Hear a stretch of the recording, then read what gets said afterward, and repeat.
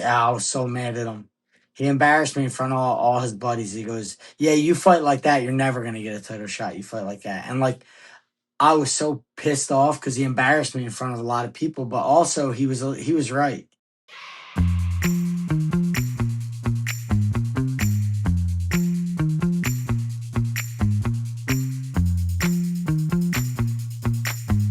Welcome back to the Bohnfire podcast, where we talk about the UFC and mixed martial arts with those closest to the fight game. I am your host, longtime MMA reporter and MMA junkie senior reporter, Mike Bohn. It is UFC 323 fight week this Saturday in Las Vegas. I will be there. Dvalishvili versus Yan 2, Pantoja versus Van, 3 former champions on the main card, some solid prelims. This is a pretty good event to close out the 2025 pay-per-view numbered event schedule, the last pay-per-view of the ESPN era in the United States, off to Paramount in 2026. And we got the first headliners for the 2026 schedule. Dana White announcing on Thanksgiving UFC 324, UFC 325. Of course, one of the big notable fights from there was the interim lightweight title fight between Justin Gaethje and Paddy Pimblett. A plethora of other bouts announced. I reacted to that almost immediately after with Dean Thomas. If you didn't see that, you can go check out the reaction on the YouTube channel or any of the podcast feeds if you want the audio.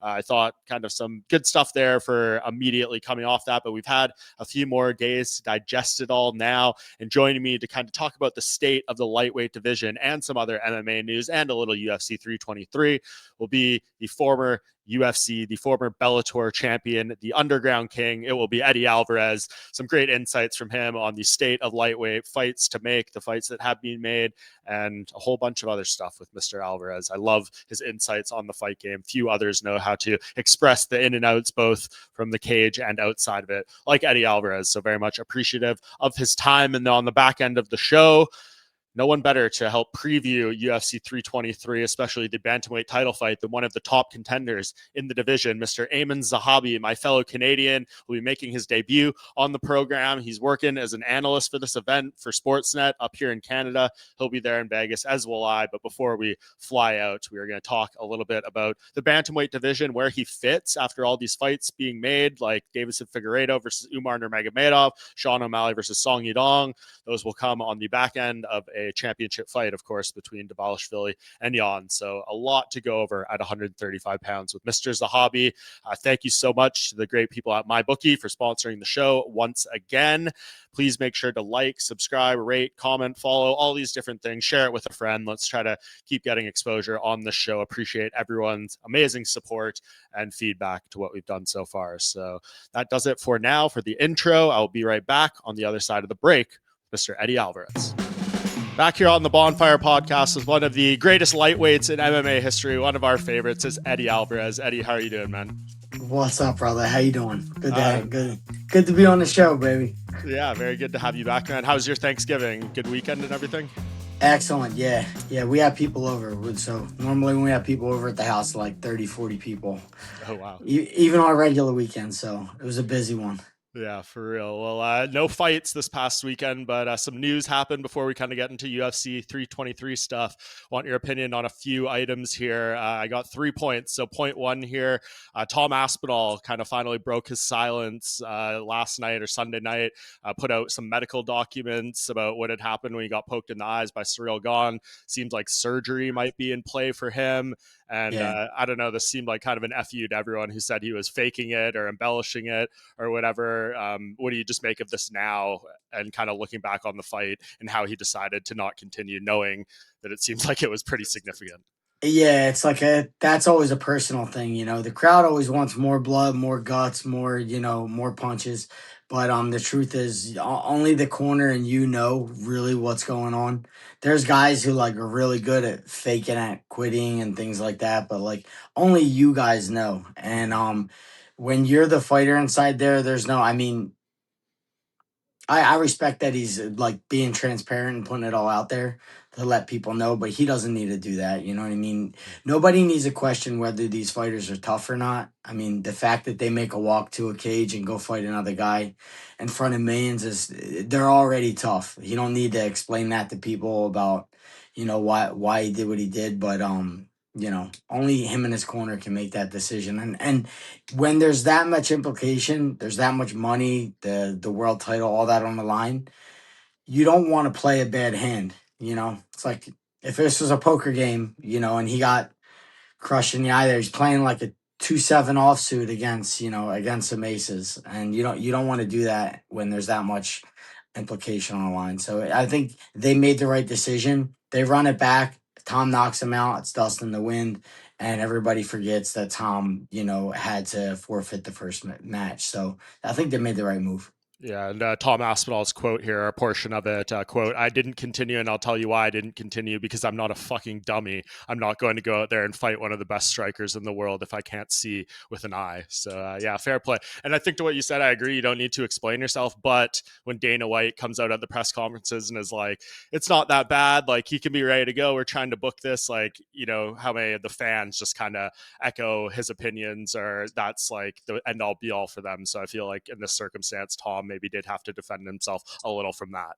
Yeah, especially the boss. He's the guy writing the check, so you got to say something. But like that, I always say, I teach fighters now, and it's like there's a difference between tough and stupid. It's a really thin line, right? Really, really thin line. I played that not line my entire career, so like very, very big difference. And what Tom did, I think, was smart, and he decided, look, I'll be tough later on. Yeah, and the last thing he said kind of in that video that was noteworthy was he was saying that he felt Cyril Gahn like came in with the intention of cheating and was noting a lot of instances of back of the head shots, eye pokes, things like that, cage grabs in previous fights, and feels that he's just that kind of fighter. Could that affect your psychology going into a rematch? Like, what if Gahn, even if it's totally accidental, pokes him in the eye again? Like, you're kind of already going in there with a certain mindset, or no? I honestly, like, throughout my career, I never cared what I did inside there. Like, I wasn't apologetic about what I did inside there. Like, you put me in a cage, like, that's not who I am. So like, if I did something dirty or something like that, that's not the person I am. I'm not a cheater. That's who I had to be in order to survive. So like, um, I try to do my best to fight a clean fight. But at the end of the day, you guys locked me in a fucking cage, and I'm trying to stay alive. So like, I'm gonna do whatever it takes to stay alive. I'll let the refs do their job. I'm gonna do my job. I'm gonna try to do it with the most integrity, the highest standard. But like, we're in a cage. We're in a cage fight. Like, this isn't gonna. It can get ugly in there. Yeah, I guess you would be a good person to ask about this, because like your fight with Dustin Poirier, right? The first one ends off an accidental foul. You go into a rematch. Is that in your mind somewhere? Like, I need to be extra careful, or are you able to wipe the slate clean? No, no, I wiped this slate clean. I actually don't even worry about fouls and stuff like that. Yeah. That's the ref's job. That's not my job. You know what I mean? I'm gonna throw shots. Sometimes your eyes are closed when you throw them. Sometimes they're open. Um, my job is to stay alive and try to put the guy in front of me away. Um, in between all of that, it's complete chaos. So like, there's fouls that happen. It's not my job to call the foul on myself or call it on my opponent. There's a ref inside there, and that's his job. I like, nobody can be concerned with that going into a fight. There's too many other things you have to worry about. Yeah, totally fair. Well, best wishes to Tom. I mean, hopefully he doesn't need surgery, because if he does, that's just going to make things even more messy in this heavyweight division, which is been a mess for, I think, the entire time I've covered the sport. I don't even know. Yeah, I yeah. can't remember a good time where it's like, yes, the heavyweight is being defended 3 times a year and it's consistent. It's always a crapshoot. I mean, they're big boys, guys. When guys get hurt in that division, they get really damaged and really hurt. So Yeah. it's hard to have a long lasting heavyweight just because of the idea of injury. Yeah. Okay. Point 2 here, Eddie, and you may not have even seen this because this is very fresh in the last like hour or so. Lance Pugmire of Boxing Scene reporting that there is discussions for Katie Taylor to box Ronda Rousey in 2026. Ronda Rousey coming back to combat sports. I don't know what it would be, an exhibition, rounds, all these things, but it says this is being discussed. Your initial reaction to that? That's a that's a terrible idea for Ronda. I mean, like, even when Ronda was in MMA, her hands were notoriously known for not being good.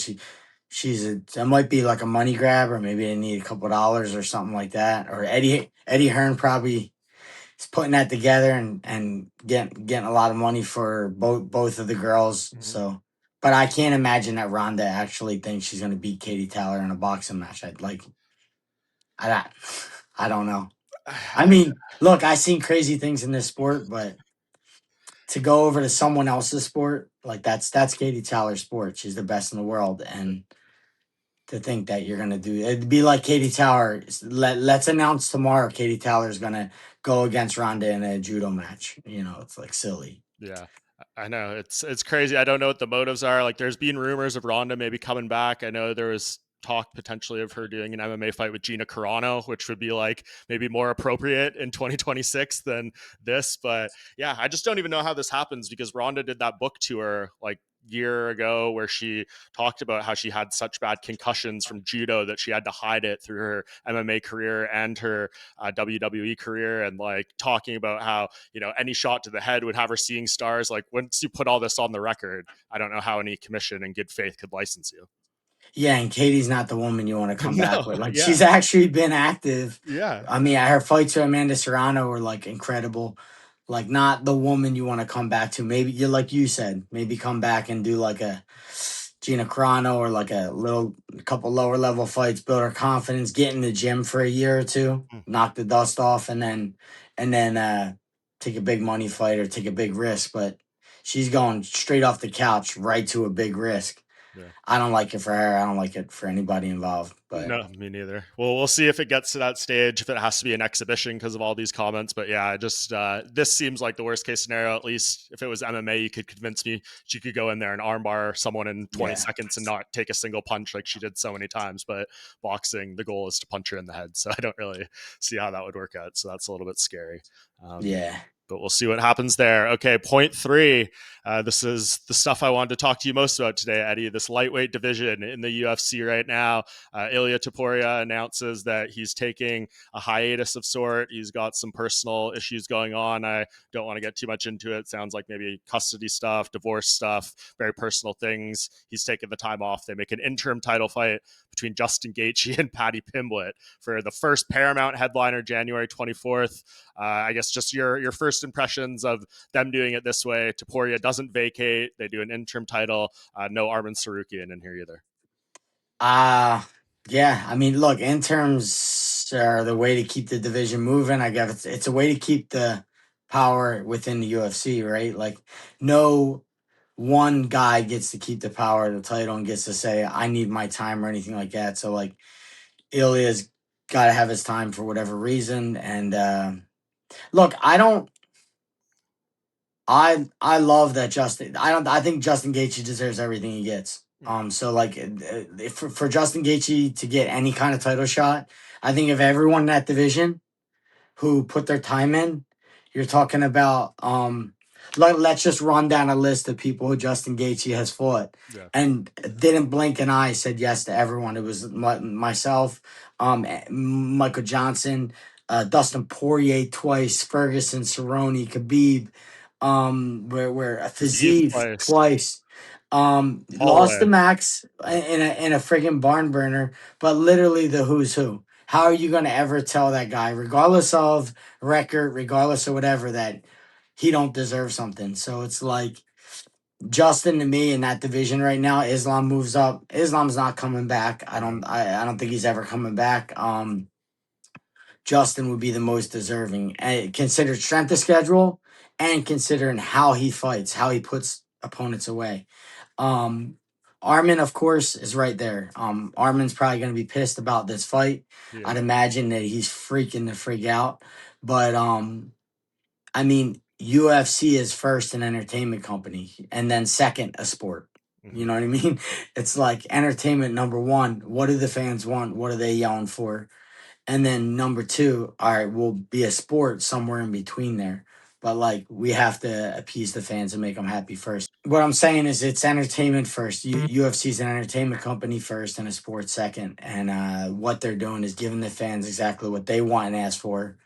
And then they'll worry about rankings and who deserves what afterwards. Um, Armin, I mean, Armin's he what did he get? He had a Benil. You know, he beat Benil. Yeah. Beat that Alvarez. I thought that Alvarez kid was a great Joel win. Alvarez. Yeah. Very dangerous. Oliveira, Hooker. He has a great list, but like I don't think his strength of schedule is nearly what his strength of schedule I'd say beat Paddy's.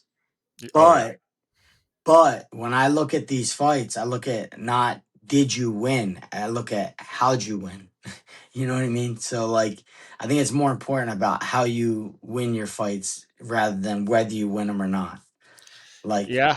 Yeah. I mean, that's what kind of I instantly react to this on Friday or Thursday, whenever it was Friday. And Dean Thomas was on. He was kind of saying, like, because they announced this and then they announced Volkanovski and Diego Lopez too, which I think kind of rubs some people the wrong way, like that maybe not being the right one. And his explanation is this is the Paramount era. They want to kick it off with the most exciting fights, as you were kind of saying there, the entertainment first over the matchmaking. But I think the reaction from a lot of fans is like, is this a further slippery slope? I mean, there's instances of this kind of stuff, this type of matchmaking for the entire history of the UFC. But if it's like, is this the plan for the Paramount era? Are we going to shove the meritocracy completely aside?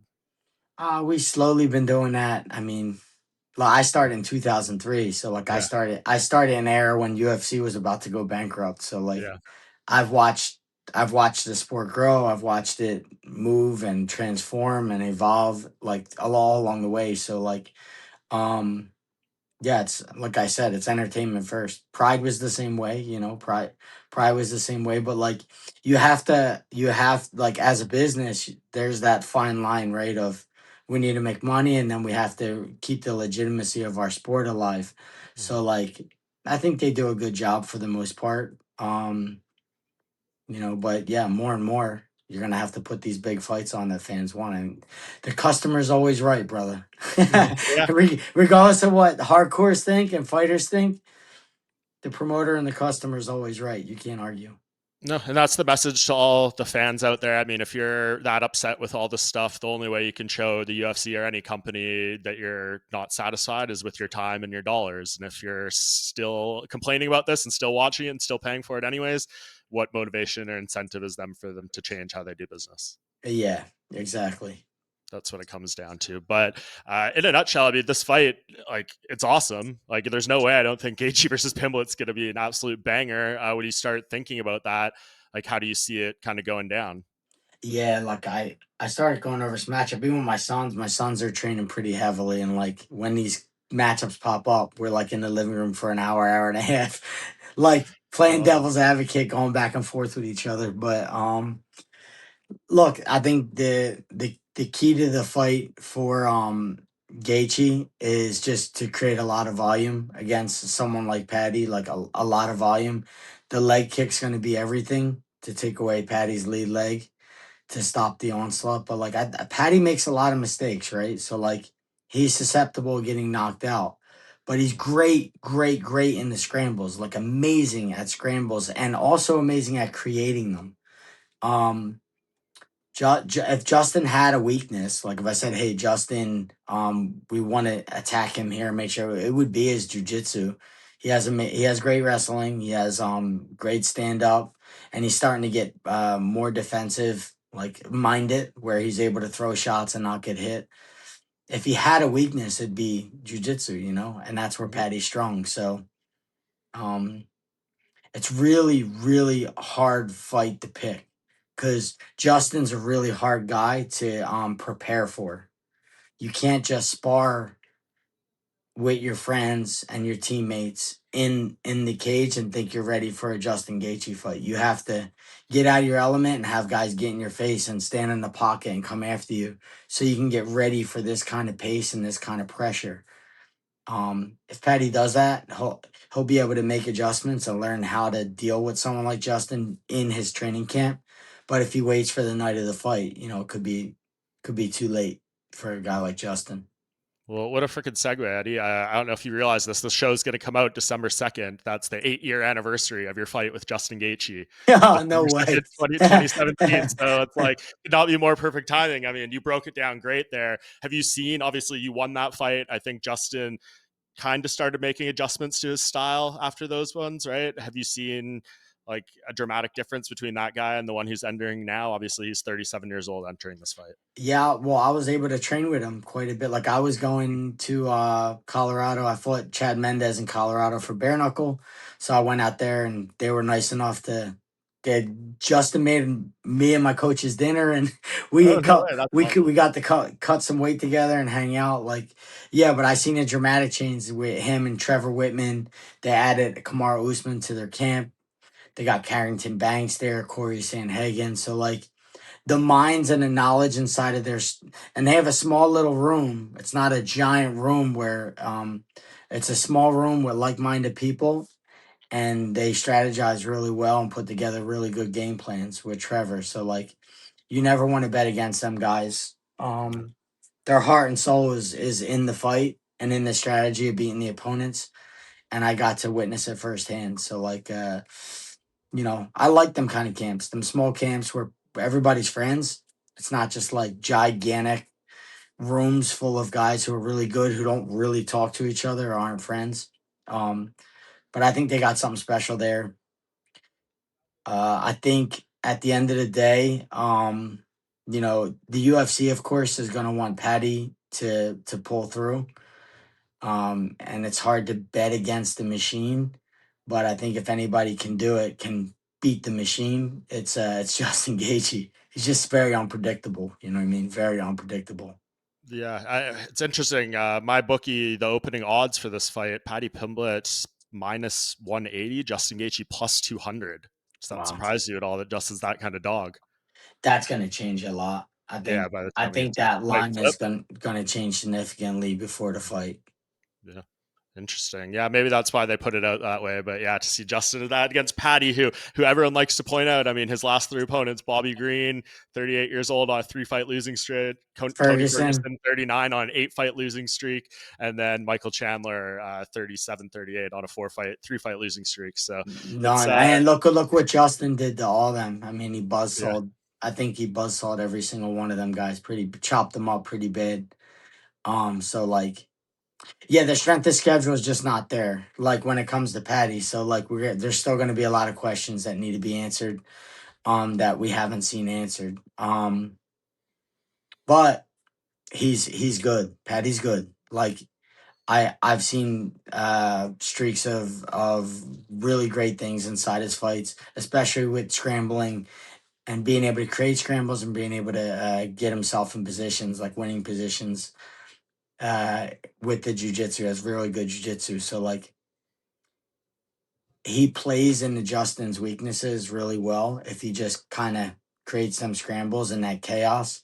hmm, But I mean, I think that line's off. I think it should be more of a pick 'em yeah, considering and also mostly considering that Justin's the stronger wrestler. He has the wrestling background.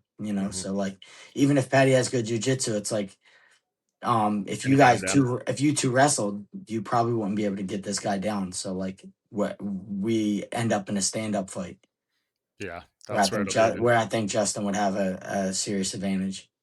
I would think so as well. When you think back to that night 8 years ago, what's like the first thing that comes to mind when you think of that fight with Justin? That I'm glad it's over and I never want to do it again. Yeah, for, I'm like, yeah, don't the fans don't ever ask for a rematch or anything like that because that would have never. I'm like, I'm glad he's unique, man, and he's one of my favorite guys to watch. So like, but if you want to beat Justin Gaethje, you have to. So he's a forward fighter and a pressure fighter that he will stand in the pocket and he's gonna throw everything he got in that pocket. If you don't meet him, you'll get chewed up. So Patty, the way to beat a guy who like does this very violent, aggressive pressure fighter, you have to meet him. You have to throw when he throws.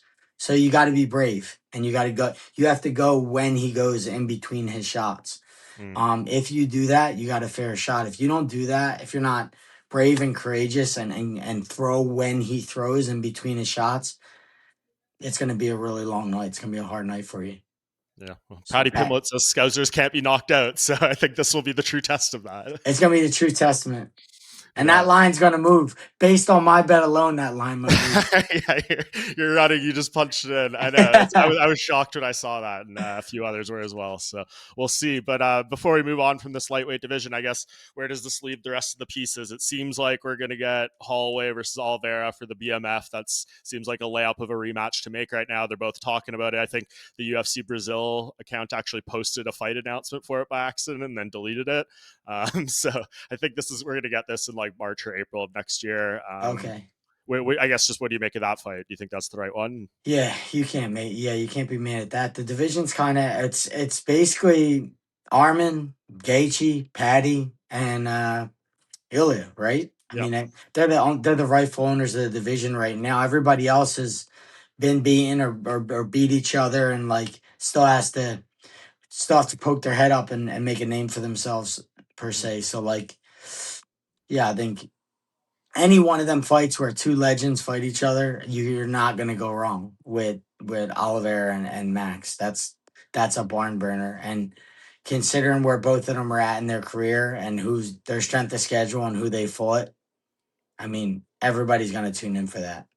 Yeah, that's a great Everybody. fight. It just leaves the big question of where does that put Arman Tsarukyan, right? Because like he did an interview. He said he wants to fight Holloway for the BMF. I'm 99.9% sure that's not happening with Oliveira there. But then where does that leave him? Because he's going to have to wait for this interim fight to play out, assuming Ilya gets his stuff in order and can fight the winner of that mid next year. I think I Armin's looking at I a year think long layoff. UFC just keeps using Armin to fill cards. Yeah, like he's gonna. Like, I mean, you look, look at. when you don't, and that's your fault, right? Like, Mhm. it's your responsibility to go out there and do something that fans want to see, like that fans get excited about. I remember when I fought Pettis, I got in the back and I asked for a title shot, and um little he was an asshole guy, Joe Silva. Just, Yeah, I was so mad at him. He embarrassed me in front of all his buddies. He goes, "Yeah, you fight like that, you're never gonna get a title shot. You fight like that." And like I was so pissed off because he embarrassed me in front of a lot of people, but also he was right. You know, looking back in retrospect, he was kind of right. It's like I won the fight, right? But like nobody cares you win a fight. Like your family cares. That's it. The sure. fans want to see something special, something unbelievable. They want to see excitement, blood, guts, and you have to give the customer what they want. So like if you're not if you're not getting the fight you want, you're not getting moved up to the division the way you want, you know, maybe you have to adjust your style to be more even you can be a ground guy and be exciting, you know. Khabib was very exciting when he took people down and ground and pound it. And he was always working to get a finish, toward a finish. You can do that. Nobody cares about you holding people and winning. Nobody wants to see that, including Yeah. myself. Yeah, it's a tricky one for sure. I mean, I thought he did well against Dan Hooker. Like, I thought as well as he can in that position. It didn't seem like boring or slow, but yeah, maybe he needs a few more of those to show it's consistently done or whatever they're looking for. I don't know. Yeah, what's Armin so far he's got, Benny, Charles, Hooker, and maybe the Alvarez kid is on his list, but Mhm. um these aren't names like the way, Oliveira got, Gaethje got, and these other guys at the top of the division have on their resume, and the way Gaethje's finishing them versus the way you're just winning. How you gonna who you arguing with? Yeah. No, it's a really tricky spot for him. I feel bad, but he had his chance at the title and he pulled out on weigh-in day. So you're gonna have to deal with the consequences of that for however long. We'll see. We know UFC doesn't mind holding a grudge, but I guess if you look at Justin and Paddy, like this is probably out of all those names you mentioned there, right in the division. I feel like this is the most winnable fight for each of them, right? Like I think this is Paddy's best chance to get a piece of that gold. It's Justin's compared to if they were to be fighting either Ilya or Armin in the same mix-up. Yeah, when you think about momentum, like in careers and how young they are, like the age and all that, you would think, all right, this is Patty's shining moment he has the right opponent in front of him to thrive because considering Justin did, he does have the strength of schedule, but that also means all of them wars, that he's been in as well. Patty doesn't have that strength of schedule that's been in them wars like that yet. So he could be the fresher guy coming in, but we have yet to see. Justin never disappoints, so we're gonna have a lot of fun with this one. Who do Yeah. you got? Who do you got? I will probably pick Justin. That's I feel the smart thing, the leg kicks, and yeah, I just think his power might be there, and Paddy might be too confident. But I don't know, I'm interested to see them face off. I think we might actually get a press conference on Friday before the weigh-ins to see kind of how much bigger Paddy potentially is. But He's yeah, he's like Justin over time has grew into be a big 55 pounder, but yeah, Paddy make because of how young he is. He reminds me of the kid Morales. Like these young kids, these younger guys. How old's Paddy? I think he's Oh 29, yeah, so in his 20s. Like the younger 30. guys in their 20s or that their muscles like they replenish like crazy after weigh-ins. Like they're 40 pounds heavier, 35 pounds heavier. It's Yeah. kind of wild to see. So like Paddy's a big 55er. Yeah. And I know the plan originally was Ilya versus Paddy before this came out in January. So Justin kind of, I think this is the big opportunity for him because he was saying, I'm not going to fight, like I'm going to retire, right? Unless it's the title shot. And I don't think that plan was working out for him until Ilya's stuff came about and then it changed in the last few days. So it definitely feels like a huge opportunity for him in that sense because it wasn't coming. Yeah.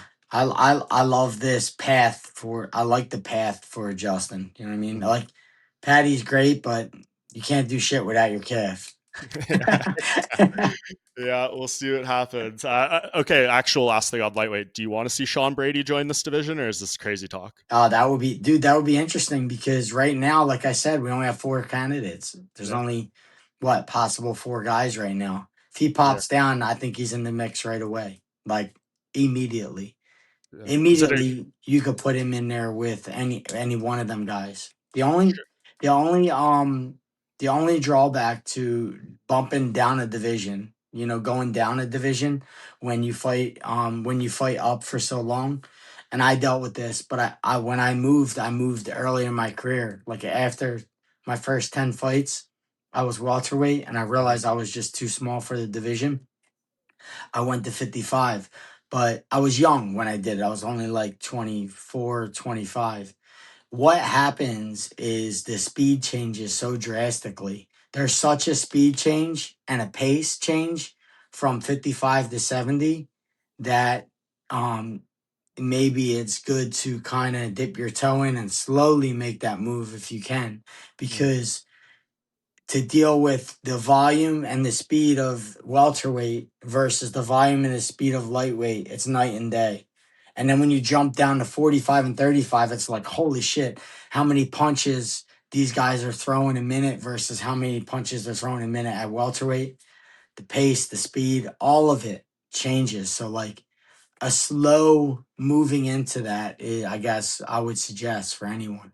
yeah, I guess that was just the question of like all those fights seem great on paper, but what condition or version of Sean Brady is showing up? What is he losing? What is he gaining by moving down to lightweight? Because I see all the people reacting to his comments to be like, "Here's the photo of Sean Brady at lightweight," and it's just like him with a leg erased or something. Right? Yeah. It's like Dude, that's what it would take. yeah, I mean he's mostly muscle. Like Yeah. he's mostly all muscle. So like that could be a good thing and a bad thing, you know what I mean? Because at 55 he'd be complete muscle. Like Mm, there wouldn't be an ounce of fat on him. Um he'd probably rehydrate really good because the muscle would suck up all that water, but like he would, I mean, no one as far as strength, no one would be even close. He would do whatever he wanted to any one of them guys. yeah, that's fascinating. Well, I wonder how he ultimately makes that decision, right? Like, how does that process work? Is it just the team says, okay, we're going to do it? You tell UFC you're moving down and they offer you whatever fight in that division?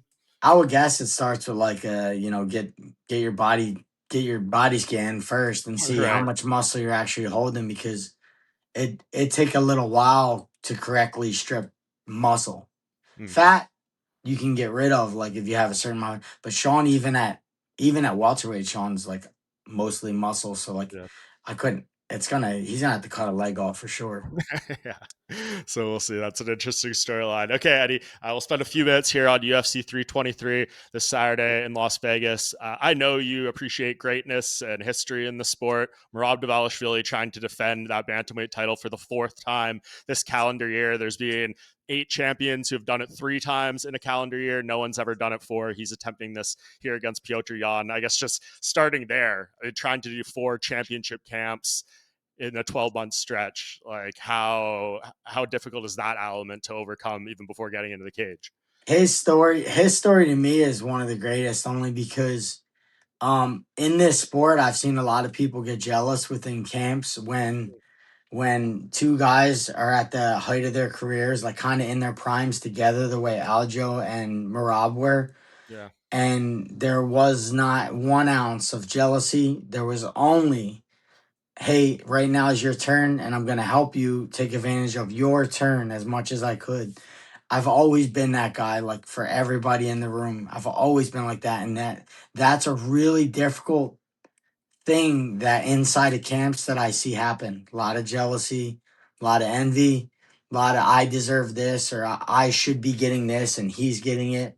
Um, so there's nothing more I love to see than a guy who's patient and knows if my friend is having his turn right now, it's my job to help him make the most of his turn. And then I hope the world's reciprocal and that I'll get my turn as well. And then he'll Yeah. do the same for me. This has been that story is the greatness of this whole story, not Merab defending a bunch of times. It's my friend was a world champion and so am I, and we did it all in the same camp together, like kind of wild. Yeah. Very rare. Usually you'll get a split up, someone will leave a camp or something like that. So I think Merab gets it done. I think Yan is not Jan's going to be in front of him. He's not going anywhere. Jan's a pressure fighter. He's right in front of you. If you allow Merab, if you're right in front of Merab, you allow him to grab you. His style's like he's not so much worried about damaging you, but he will get to your waist, push you against the cage, go for foot trips, go for your leg, and he can do it for 25 minutes. Like if he got tired, I'd say, all right, Jan will wear him out eventually and be able to defend his shots to a degree. He'll break Merab's spirit. And then once he does that, he can start coming on with the striking and all that. But no, I just think we're going to see Petr Yan defending wrestling for 25 minutes, like Merab has forced everyone else to do. Yeah, and how do you make it a different fight though? Because obviously that's the way the odds are going. My bookie right now has Dvalishvili minus 440 and Yan at plus 310. So there's obviously a lot of confidence it's going to be the same fight. But if you're Yan, how do you make it a different fight and try to maybe cut down some of those takedown attempts? I mean, number one, he's going to have to, well, the calf kick would be great to smash the calf to stop so much of the momentum, but body shots super early on anybody who has a pace like Merab or like a relentless pace where they just can't go, go, go. You have to go to the body really early in the fight, and you won't feel the effect of it until you feel the offensive attacks wane when the third and fourth and fifth round come around. You realize, wow, he's not attacking nearly as much as he usually does. That's the body shots, the investment in the body shots coming to fruition. So, like any fighter I know who I'm going to have trouble breaking this guy, punch him in the head, do whatever it takes. That guy, very early on in the fight, I got to begin investing, got to what we would call flatten his tires. You got to invest in the body super early. Jan being able to chuck up like very light knees in the middle of them exchanges, maybe knees to the solar plex, to the liver, and then always just relentlessly investing in body shots in the first and second round. I think if he does that and he can score enough of them, we can slow the pace of Merab down enough to where we could turn it into a fight and just not turn it into I'm defending Merab's wrestling for 25 minutes, you know? So I Yeah. think that's going to be a key to win, major key to win. Otherwise, I just don't, you're just forced to defend single leg sweeps, sambo, like everything that Merab comes at you with.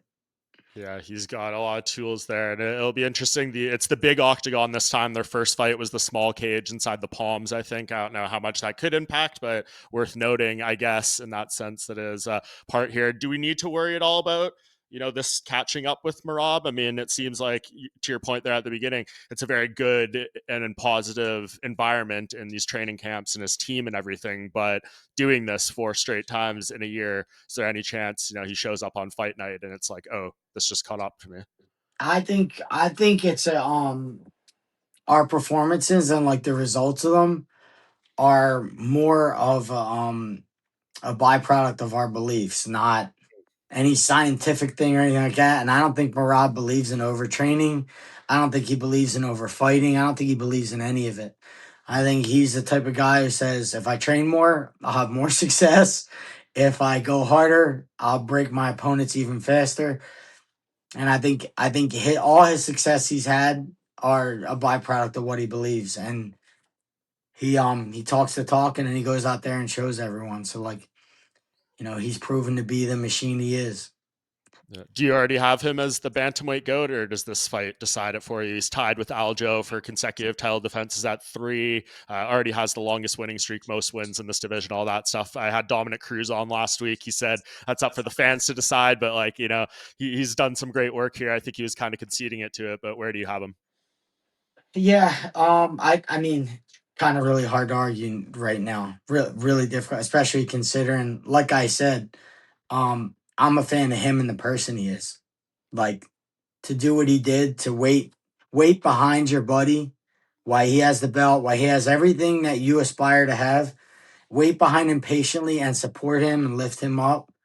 And then when your turn comes, take full advantage of it, and then do your best to make the most of your opportunity. The whole story is great to me. It's amazing story, and like for that reason, and a lot of recency bias, because when you look at guys like Dominic and that whole crew, Mm-hmm. there's no denying their greatness as well. But the recency bias in the story, I'd say, yeah, it's hard to deny. Call Merab the goat. For sure. Okay, last thing here, Eddie, then I'll get you out of here. 4 lightweight fights on this card at UFC 323. Do any of these matchups or fighters in particular give you interest? Grant Dawson versus Manuel Torres, Terrence McKinney versus Chris Duncan, Nazim Sadyakov versus Faraz Ziam, and Edson Barboza versus Jalen Turner. Turner's back. Yeah, he's So he back from retired. retirement. He didn't retire. He did. He's back. Mm, It's I don't like short-lived. that. I talked to him when he retired. I didn't think he should have retired. I thought that was not a. I didn't like the decision of him retiring. Mm. But I don't like people who. I think when people retire, they should be done because it means like there was a thought in your mind that you're finished. I don't think you should come back after that. But we'll see how that goes. What Edson's a about di- Edson Ed. I've Barboza? trained with Edson for years. He's super dangerous. This is at what, 45 or 55? He's 55. back at 55. He had one fight there last time, and I think he's back there for good now. I like Edson a lot better at 55 than I did at 45. Yeah, same. Crazy athlete. He's a friend of mine. We've trained together at Nick Catone's down in Jersey for years before he moved to American Top Team. But that's gonna be a barn burner of like a stand up battle, right? Like Yeah. that should be a really good fight. What's two of them I don't really know the guys, but the other one I was Grant good. Dawson versus Manuel Torres, Um, Terrence McKinney versus Chris Duncan, and Nazim Sadyakov versus Faraz Ziam. Terrence McKinney. I'm like a fan. I'm a fan. I'm a fan of this guy. Really Yeah. like him. Really like what he's doing, and I'm looking forward to seeing like a lot of success in him. He's one to watch out for, I think, and I think eventually I could see him becoming a world champion. So like I'm looking forward to his fight, and always been a fan of Edson. I'm looking forward to Edson winning.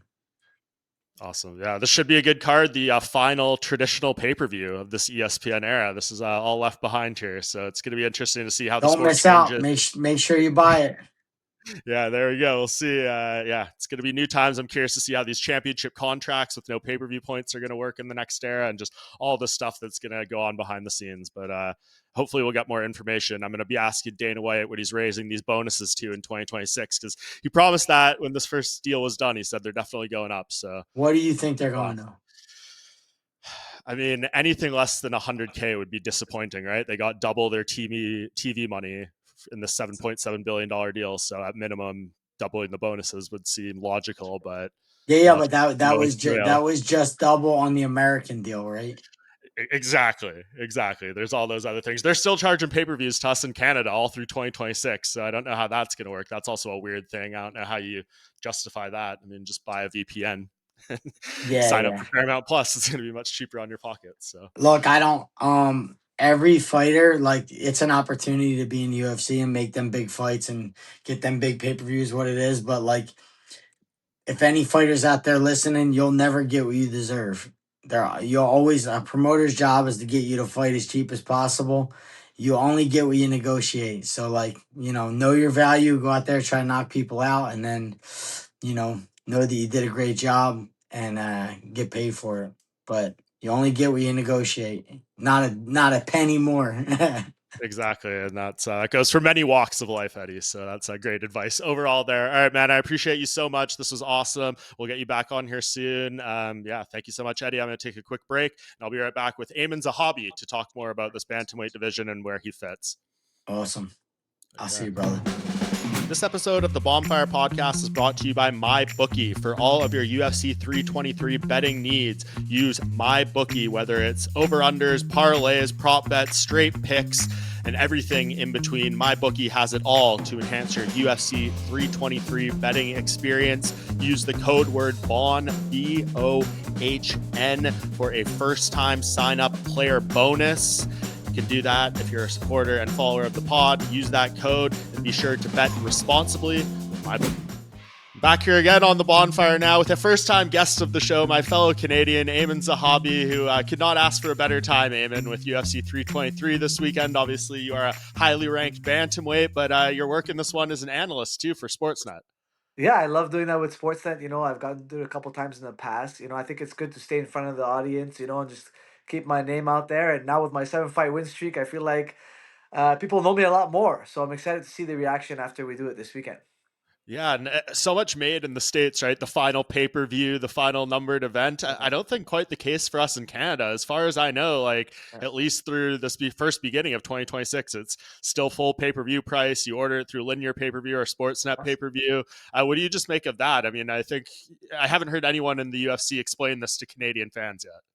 Well, I mean, they have the rights. Sportsnet has the rights to UFC in Canada for the next, I think, 3 more years.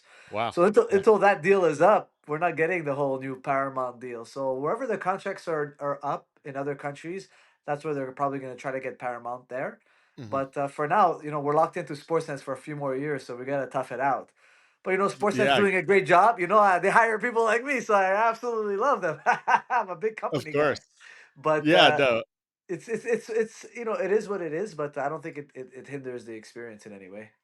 Yeah, no, and Sportsnet does incredible coverage. Aaron Bronstetter, yourself, Yeah. Diana Belbeta, all the great people. It's been awesome, and I think a great step forward for the sport in our country. But yeah, just definitely interesting because, yeah, it's not the last pay-per-view for us Canadians, but we'll see what the future holds. But yeah, an interesting time for bantamweight, man. I mean, I guess let's start with you because obviously all these fights get made. Deiveson Yes. Figueiredo versus Umar Nurmagomedov, Sean O'Malley versus Song Yadong. These are some of the names you were calling out after Yeah. your win in Vancouver. I believe you're not in any of these fights though because of your health. Is that correct? Yeah, because I broke my arm in the Yeah. second round of the Marlon Vera fight, so I can't really fight anyway. I'm still in the healing process. I'm not even back to full training yet, but I kind of feel like it works out in my benefit. All I need is Merab to win on Saturday. Like, I've never really rooted for another bantamweight who's not on my team to win. But like, I feel like if he wins, I'm maybe next because everyone else is fighting in January. Mhm. Merab wants to fight every 3 4 months. Who's gonna be ready for him in March? I Yeah. feel like I'd like kind of leaves it wide open. Plus, everybody else ahead of me, he's beat except for Figueiredo, I think, and Song. To me, Song and Figueiredo are the only ones who haven't fought him yet. Mhm. So like, there's and plus my 7-fight win streak, there's some value there. Even Tim Welch said it'd be a good fight for Sean O'Malley. Umar Nurmagomedov calling me out too. Mhm. So I feel like I felt like the hot girl in high school. Everyone wants to take the prom. I felt like everybody wants my 7-fight win streak. So why not me next? It could be cool. Yeah, I mean, we'll see how all of these fights break. So yeah, I mean, that's how bad was like the injury? Did you had to get surgery or no? Yeah, so it was a full break. So I got a Yeah. plate and some screws in there, but the doctor assured me that like it will never break again in the same place. It's actually going to Mhm. be more durable in that area. So like that's why I was nervous about people finding out. So I kept it close to the chest, Saturday, Sunday, and Monday. But after my surgery, my doctor's like, look, even if people know, they can't break it there again. So might as well tell the people if you want. So and like I'm kind of proud that nobody could tell that my arm broke in the second because like most times when things happen like your hand breaks, you stop using it. I kept using it the same way, like nothing changed, nothing deterred. I didn't even tell Faraz. I was kind of scared like the commission would want to stop the fight if they Mm. heard, like I didn't know what to say. So I just kept it to myself and I did it. Like even Faraz was shocked because he's been watching me spar and fight for 20 years. And Yeah. like even he couldn't tell it was broken. So I'm really proud of that. I wear like a badge of honor in a way. So like I'm really happy and then it goes to show that you really got to put me out cold to get me out of there. I'm like unbreakable mentally now and I feel that's plays in really well for the future. Mm. Was it painful in the fight? Like if that's a 5 round fight, are we having a different conversation now or? You know what was strange? I had never broken a bone in my life. Yeah. So when the kick landed, I felt this weird feeling I had never felt before. So the first thing was like, oh, it must be broken. But then, he's still attacking me. So the adrenaline just kicked in even more. And then I didn't feel the pain until I got backstage with the doctors. Mm. So like the adrenaline kept me going. Yeah. Actually, I started feeling it a little bit when I was getting my arm raised. You see, like I stopped lifting my left arm at one point as we were walking. I was like, "Oh, wait a second, something's wrong with my arm," and I felt that it was like, "Oh man, I hope it's not broken." And when the doctors checked it backstage, they're like, "Yeah, like what do you want to do?" I'm like, "Listen, I'm going out for steaks tonight." So they're like, "Ah, "Okay, just take care of it in Montreal." Yeah, perfect. So I didn't do anything for it until Monday, which was hilarious. So I walked around the city with my arm like just clicking all night. It was so awkward, but the pain was worth it. It was nice to celebrate that win. Yeah, huge win. So they're saying what as far as like a timeline? Like when do you think you'll be cleared? You could do a camp and you're able to fight what month? Yeah, so I'm supposed to find out Wednesday. So Wednesday, it's Okay. my checkup to know when I can go back to full training. Mm. So I'm hoping that I can get back to full training by the end of this month. So I'm hoping for like end of March, April would be a nice return. Like Mhm. timeline wise for me, Yep. because of the injury. Or else like I like the whole fighting 3 times. A lot of people don't know, but when I fought October 18th, I fought 3 times within 365 days. Yeah. First time ever in my career. I loved it. I thought it was great. I feel like it kept the momentum in my training and my career, and like I feel like it gave me a better following. And like more Canadians knew about me, more people know about my name now because I fought 3 times in a year, so they saw me more often and I feel like it helps. I feel like there is a benefit to fighting multiple times in a year. So I Yeah. would like to keep that going. Obviously, like when I had the surgery, the doctor told me, he's like, look, he's like, if we can let the bone heal, you'll get back faster than if you try to get into training early and you re-break it or something happens, you're only gonna make things worse. So he's like, let's be conservative and try to get you back as soon as possible. Don't delay it in that sense. Like, don't be a hero. He's kind of basically telling me, don't be an egomaniac. Yeah. And so, like, I'm trying to listen. So hopefully, we get some good news on Wednesday, December All 3rd. I'm right. supposed to find out. Yeah. Yeah, we'll have our fingers crossed for you. You can give us the update when we run into each other in Vegas later in the week. But Yeah. let's get into a couple of these fights now that they did Yeah. announce. Sean O'Malley versus Song Yadong for UFC 324. Yeah. Obviously, Sean, 2 fight losing skid against Merab. Song has been in this division for quite a long time now, Yeah. kind of hanging around in the top 15. This feels like a very important fight if he wants to get where he needs to be. But what are you kind of just making of this matchup and your early thoughts on who wins? Yeah, I think it's gonna be a striking matchup. I think it would be smart for Song to try to get the fight to the ground eventually. Hmm. I think Sean O'Malley's got a great reach advantage in this fight. He uses his distance well, he uses his timing super well. Song, I think he's naturally very fast, but one thing I noticed in the Petr Yan fight is he ended up slowing down in terms of raw speed over time. Hmm. and it's something you can't slow down with O'Malley. With O'Malley, you gotta continue to pick up the pace on him because he also slows down. So it's almost like, let's see who's gonna slow down first, and who's coming in with the better strategy.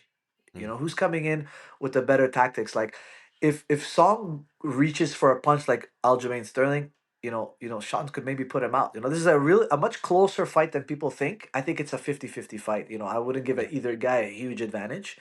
But I'm excited to see how Song what game plan he brings to the table in this fight. I'm interested to see. Yeah, and it's always interesting to see like the guy, like Sean even said, I think on his podcast today or yesterday, like this is a very different spot. I'm not in a 5 rounder. I'm not the main event. I'm not the co-main event. Like I think he was joking around being like, my Yeah. career is down bad right now, but like he's still in a good spot. But like, yeah, Yeah. I'm assuming he's in a different mindset right now, right? Like it feels Yeah. like he needs to prove that he's still going to be in the contender pack with these guys, Yeah. and especially how much, yeah. He's got no choice. Like for me, like when I was preparing for Marlon, Mm-hmm, to me in my mind, Marlon's not a loser. The guy's a winner. mm-hmm, He lost two in a row. He doesn't want to lose three. He's got the resources, he's got the team, he's got connections, he's been around the game a long time. He can bring in people for camp. He watches a lot of tape. He's a student of the game, so I expected the best version of Marlon coming to the fight. And I don't think Song should underestimate O'Malley just because he's lost two fights. I yeah, guess he's joking around O'Malley saying this stuff, but there's no way he wants to lose. no, There's no way he's coming there to lose. He's coming there to win, baby. And I'm sure he's put in the time and the effort and the training to try to go out there and best Song because he doesn't want to have that stink of the 3 fight losing streak. mm-hmm, Like that is hard to shake. yeah, It ain't easy. And like you see how mad Marlon was. I don't think Marlon was mad at me. I think he was mad because he put in a lot of effort and he came up short. It is what it is. That's life. And it's not gonna be good for his sponsors. It's not gonna be good for like the next matchup or whatever. Who knows what the UFC is gonna do? Like they don't love a guy who loses 3 in a row. But he always mm-hmm. puts on great fights. And with Sean O'Malley, he's built a lot of credit with the UFC, so we'll see. But he's definitely coming to win. So if I was Song, I would be preparing for the most dangerous O'Malley possible because Yeah. he's coming to win. Yeah, you got it for sure. That'll be very interesting. And right before that fight at UFC 324 will be Umar Nurmagomedov versus Yes. Deiveson Figueiredo. That was added, kind of the last of Dana White's announcements. Great Yeah. fight. Umar said, he wanted one more before Ramadan when Yeah. he got his win over Bautista. They're giving it to him. If he wins this one, I know a lot of people saying they're going to try to rush him into a title shot again too Yeah. soon. I mean, he's trying to earn it here. And Figueiredo, he's had his kind of ups and downs since moving up Yeah. to bantamweight, but this is an important one for him as well. This is a great fight. This is a huge fight. And, Yeah. his last fight against Montel is a beast. Okay. Yeah. It ended up being a chess match and he won by a little bit, but he's such a dangerous guy, Montel. He's got such a huge reach advantage against Figueiredo. He's got one of the most knockdowns in bantamweight history, Montel, Yeah. as well. So I feel like um, he played a really good game. And people, they talk about Figueiredo's age, but his mind is still working. Like I feel Mhm. like he fought the fight he had to fight to stay ahead against a hungry young guy. Who's got a lot of physicality, he's got reach, he's got power, he's got good wrestling, and he's still able to take him down. He fought in a smart way to get the win, and I wouldn't put it past him to try to find another way to beat Umar. I think Umar is going to be too much for him in the end because a Mhm. lot of Figueredo's strengths, Umar has similar strengths. And he's just more useful. He's got a great team, great tactical ability as well, great discipline. So I think that's a great fight. I give a slight edge to Umar. I would think it's 60-40 for Umar in that sense.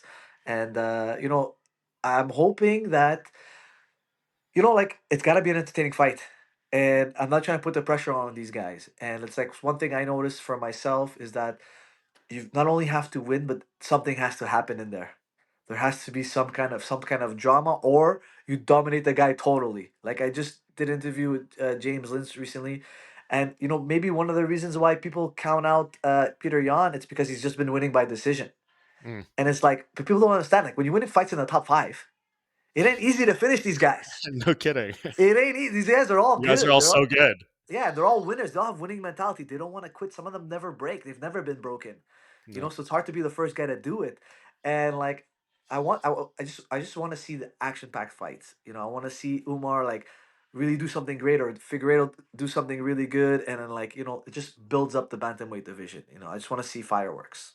Yeah, well, it's clearly the UFC is valuing that more than ever. I mean, I know there's been a lot of talk these past few days about Paddy Pimblett getting in the interim title fight, Yeah. Diego Lopez getting his rematch with Volkanovski. You could make an argument they're not the most deserving, but those are going to be very entertaining fights, especially to kick off the Paramount era. I don't love it for the meritocracy angle. I want to see the Yes. best fight the best and the most deserving. That's what this whole sport was built on. But I think we're starting to see more of that, and it seems like fighters like yourself too are noticing it. Yeah, we're noticing it, and like, listen, I love finance. If I think if I wasn't in the UFC, I'd be in business. I'd be some kind of entrepreneur. But Sure. they went from a $1.1 billion deal with ESPN to a $7.7 billion deal with Paramount. Yeah. We need to make up the difference with entertainment. Like, they're betting big on UFC to bring in the dollars. So Mm-hmm. the UFC's putting up fights that are going to increase the fan base, increase viewership. So I think like we have to take that into consideration to a certain extent. And I feel like sometimes a lot of the matchmaking is like, which two guys can we put together that give us a great fight? Not Yeah. necessarily, who deserves it the most. There is some of that. There is like, they are top guys are still fighting top guys. Mm-hmm. Like and just like I don't want to sound like a favoring somebody or not. Like I don't even know Lerone Murphy.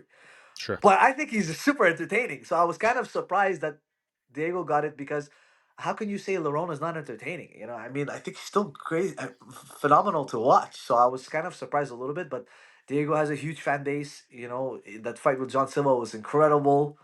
But the spinning elbow knockout from Lerone, it's like he can Yeah. do it, man. He can Yeah. do something. He can do something cool in there. He's got what it takes.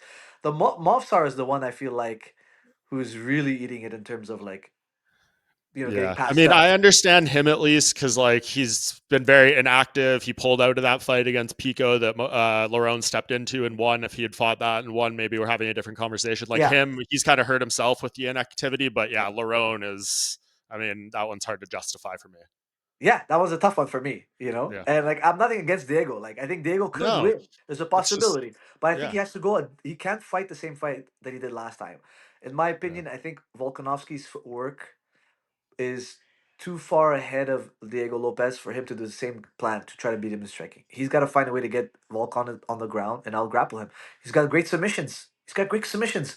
Why not Mhm. go that route? I don't think he wins it in the striking, to be honest. If it's 5 rounds of striking, I give it to Volk. Yeah. Well, we basically just saw that, so we'll see Yeah, what happens and yeah, what yeah, yeah, adjustments Diego yeah, can make. It's crazy, man. So we'll see what happens there. But okay, let's get into UFC 323 now. Before the main event, there is one other key bantamweight fight on this card: Henry Cejudo facing Payton yeah, Talbott. Maybe the retirement fight for Henry. We don't know. I yeah, feel like every interview he says something different. So yeah, we'll see what decision he ultimately makes depending on this fight. But yeah, clearly, the UFC is trying to do something here, right? Like Payton Talbot, the younger guy, if you can get him a win over the future Hall of Famer, former two yeah, division champion, that'd be great. But can he do it? I mean, we just saw in January Payton take his first loss to Raoni Barcelos. He had some yeah. serious troubles on the ground in that fight. Henry Cejudo is an Olympic gold medalist wrestler, even though he doesn't always use it. But if he does use it, this seems like a very straightforward fight. But will he, Aiemann? Yeah, that's like, listen, for me, the question is, he's so famous now, Henry Cejudo. He's Yeah. just got such an incredible podcast with Usman. They're doing phenomenal, great interviews. They're putting out a great product. He travels a lot. He's got a gym. He's got so many things going on. He's got a lot of pans on the stove, man.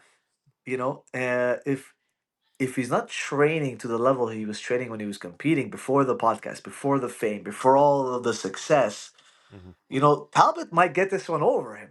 And I agree, Henry's got the better wrestling, but is he maintaining it? Is his sword still sharp, or Mm-hmm. has it dulled too much? Like Barney Barcelos came to win that fight.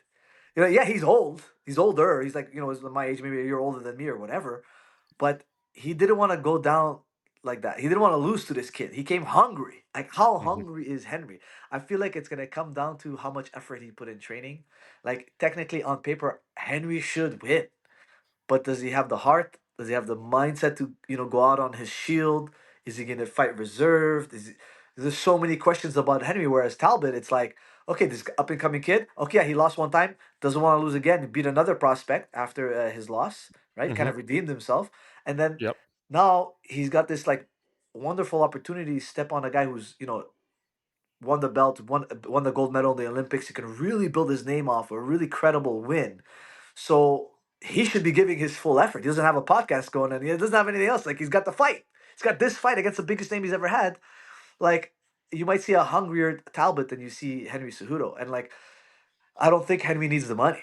Like, I don't think he needs the money. I don't care what anybody says. Yeah, people are saying, "Oh, he's fighting because he needs the money." I doubt it, man. Listen, I doubt it. With the success he's had in his life, I feel like he's got to be well invested. His podcast is popular. I think he's doing it to leave on a win, and I hope that's enough motivation to out motivate what Talbot's got going on. But for me, I think I give Talbot the slight edge because I think fighting comes down to heart and mindset, not only skills. It's whoever fights the best that night. And I think Henry Cejudo is the better fighter, whether he wins or loses on Saturday. I think, on paper, he's the better fighter. It'll be fascinating to see if he does lose this fight, what kind of like legacy discussions will be around Henry Cejudo, because he had that incredible run, 2 belts, 2 weight classes, then he Yeah. retires in the cage after beating Dominic Cruz, takes 2 years off, and then it's been the loss to Aljo in a title fight, the loss to Merab in a contender fight, the loss to Song Yadong, and then potentially a fourth here. I mean, it already feels like he made a bad call retiring on the timing he did, but Yeah. yeah, It, it's it's just it's tough because, like, I don't know what's going on in his mind either. Like, I'm not of part of course, this yeah, team. I don't know. Like, sure. what is it? What's going on in there? Like, first of all, I don't understand why he would retire and then come back. Yeah. I think he That wanted was, money. I mean, I think he was thinking yeah, this is going to be a great leverage play. I'm a big star. They're going to offer me a big contract to come back. And instead, yes. they're I like, mean, okay, we're good without you. Like, we move on to the next day. Like, unfortunately, that's the way they do business, it I seems. I will say that, like, like, there are so many hungry fighters out there Hmm. that there's always a potential next star.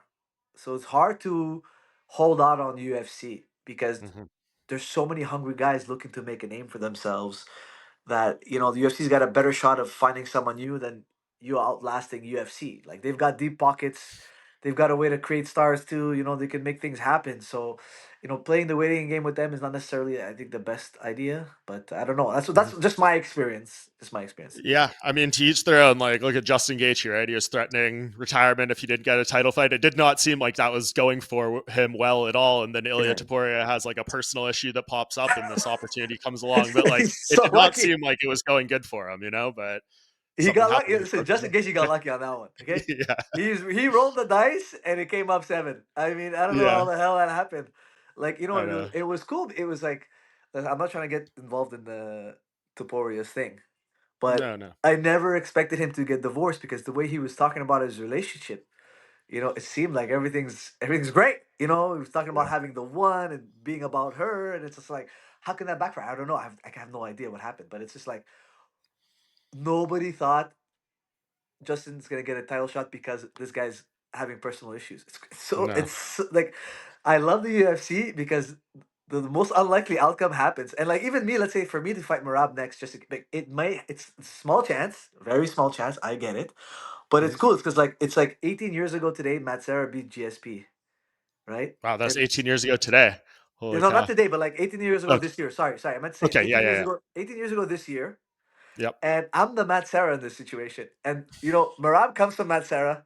I come from GSP. Imagine that 13-1 underdog thing happens the other way around with the other camps. It could be like a crazy story. You never know. Listen, I have my hopes up. Yeah, well, let's get into it now. That's a perfect segue. Obviously, the UFC 323 headliner is Merab Dvalishvili versus Yeah. Petr Yan 2. Merab going for all sorts of history here. These 4 title defenses in a calendar year. 8 guys have done 3. No one has done 4. Wow. I guess just start there, like the training camps, the fights, just trying to do this. I know you said you loved having 3 in a 365-day span, but those were not 5 rounders. Those are not Yeah. championship fights. You are not defending a belt. How much more difficult is the position he's entering this fight in? And is there any chance this finally catches up to him and backfires? I mean, okay, listen, I think, like, the last point I'm going to go with the last thing you said. It's because only Sure. RDR, I think he stopped on the Mm-hmm. stool in Vancouver because he was doing, Yep. I think, his 5th fight in a year. Fifth or fourth Mm-hmm. fight. I'm not 100% sure. It was either fifth or fourth fight. It was 5th since his debut, so 5th since October. 5th within 365 days. Yeah, which That's is a a fair way to put lot of fights, man. And it's a it. Mm-hmm. lot of weight cuts. So it's not only the training camp, it's also going through the cut. The cut, there's some kind of, like, there's a repercussion there that the science doesn't know. Okay, we don't really know. There's no real Hmm. studies on the long term problems with weight cutting or benefits, advantages, disadvantages of weight cutting, and like I one thing I noticed is like my weight has been bouncing back higher after the cut, after each cut, like after let's say post fight, like the Yeah. following weeks, I'm bouncing really high, and I got to work more to get back down. Mm-hmm. And I was like, okay, like I'm starting from a higher number. Am I still gonna make the weight? But I ended up making the weight no problem. It was a non-issue like when it came down to it. But the bounce back was weird. And like I don't know how if Merab is noticing that too. Like now that it's gonna be his fourth fight in a year, is his weight cut gonna be a hindrance for his cardio or his performance? Like that's my only question. That's my only question about fighting 4 or 5 times a year. Just because when it happened, that I think that's the only reason why he gassed RDR. I think it was the 5 weight cuts. I personally think it was the 5 weight cuts. I don't know. Like he did well in the beginning, and then he kind of like slowed down, and he never really slows down that much. He's not a quitter. Definitely a winner, man. So like, I think only thing that could be the weight cut. It's like my only question mark about it. But besides that, he's always in the gym training. That's what we hear. He's always running. He's always staying in shape. His cardio is incredible. His strength is incredible. His wrestling's through the roof.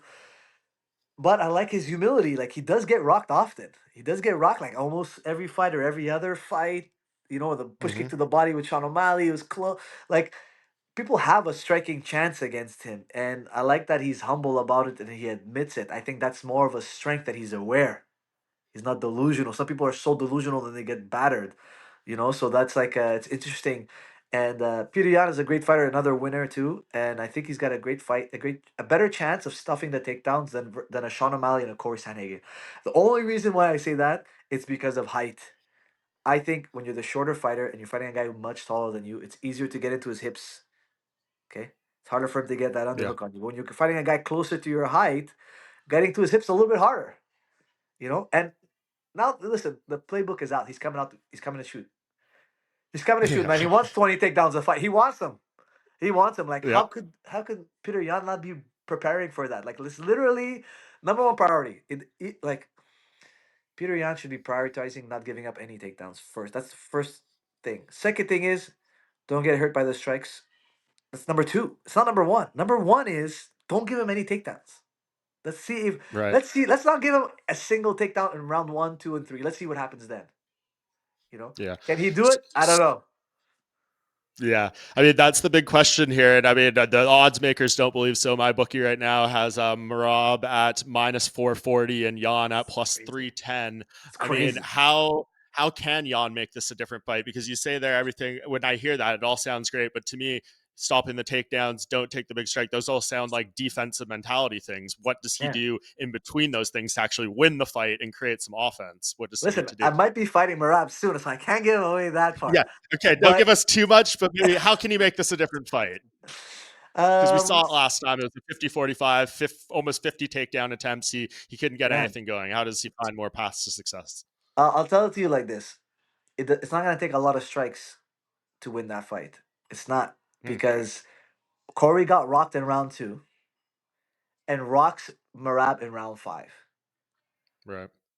It, and he didn't have to hit him a lot of times to rock him. So there is something there. So Jan doesn't have to hit the target that many times, in my opinion. Mm. More importantly, don't get exhausted by the takedowns and the mat returns, and pick your shots so that when you strike, you don't give up the takedown, and find a way to connect. That's basically what it's gonna come down to.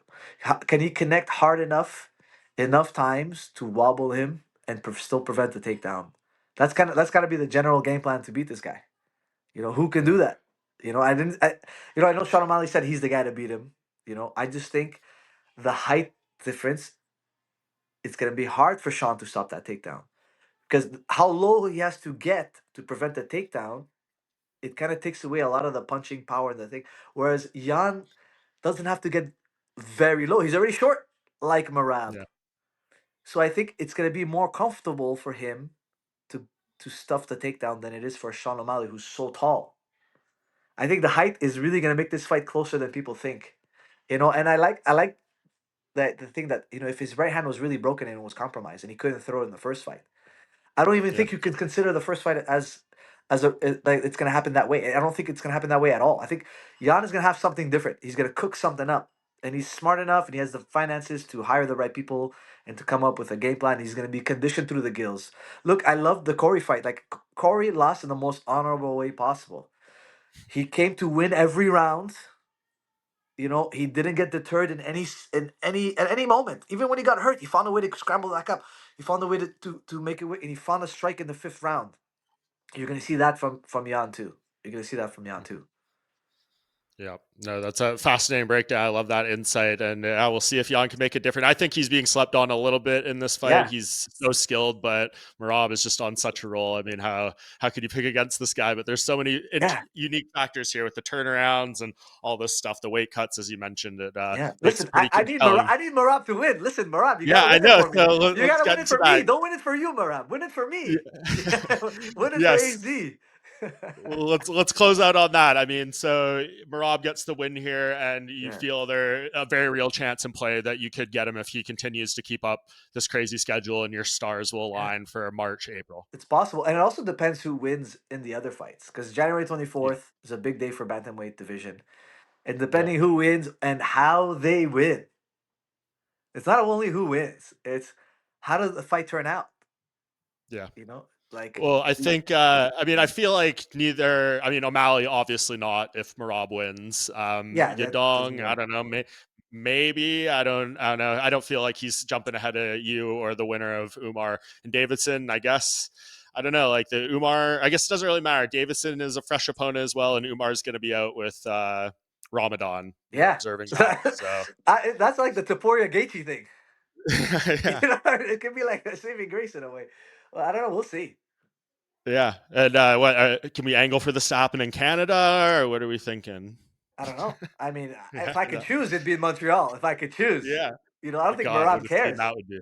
Merab will Yeah, fight anybody, anytime, any place. I would fight him too. Like I'm happy to fight him wherever we're going. But of if I course. had Yeah. to choose, I would choose Montreal. What I didn't really even realize that we got a standing ovation when I fought Aldo till I watched it on tape. Like I was so high from the fight experience that when I looked into the crowd, I didn't even realize they're all standing. But I think Montreal's Yeah. got a great crowd, and they would love that fight.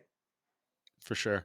Awesome, man. Well, I think this puts a great bow on everything. Yeah, Definitely leaving great analysis, leaving the door open for as fight week goes on here. Things can change. We can see things. People can say yeah, things. So it'll be interesting to see how this all goes down once we get on the ground. But yeah, thank you so much for being here. yeah. I'll see you out there in Las Vegas. Make sure everyone to follow this man, Aiemann Zahabi, on Thank you. socials. And I'm going to take a quick break, and I'll be right back to wrap things up. Thank you, bro. I appreciate it. That does it for another edition of the Bohnfire podcast. Thank you so much to Eddie and Aiemann for their time, for their insights. Some great stuff there. Very much appreciate that as we kick off UFC 323 Fight Week. Hopefully, you guys got some good info and thoughts on everything going on in our sport right now from those two very solid minds. So once again, can't be thankful enough, and also can't be thankful enough to our great producer, Kamikaze Avi Subban, for putting the show together. As always, he's the man, and would be able to do this without him. So that does it for today's show. UFC 323 coverage incoming. Stay tuned to this channel, all the MMA Junkie channels. We'll have a lot going on. We'll have some one-on-one interviews Tuesday from the UFC Apex, Media Day on Wednesday with 14 fighters, press conference Thursday, weigh-ins Friday, maybe another special little press conference there as well. And then, of course, the fights on Saturday. So we'll see how this all unfolds, and then be back here next week to talk to you all once again by the Bohnfire.